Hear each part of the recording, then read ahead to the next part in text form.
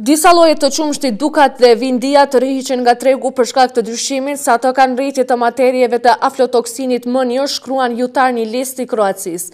Për këtë materie prodhuesit në Kroaci kanë paralajmëruar nga Bosnia e Hercegovina, ndërkohë ky lloj qumshtit shitet edhe në Maqedoni.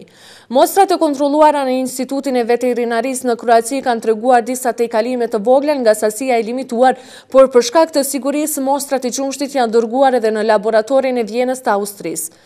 Këto rezultate priten në mesin e muajit shkurt. Prodhuesit e këtij lloji të qumshtit e kanë informuar ministrinë se të gjitha sasitë e prodhuara tërhiqen nga tregu dhe ndaluhet eksporti për një Bosnjë e Hercegovinë.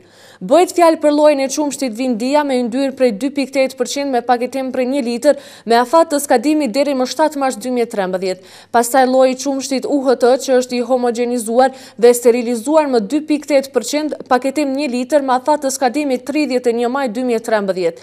Qumshti Dukat me yndyrë 2.8% me afat të skadimit 24 qershor 2013, si dhe qumshti Lagano Jutro 2.8%, yndyrë me afat të skadimit 25 prill 2013.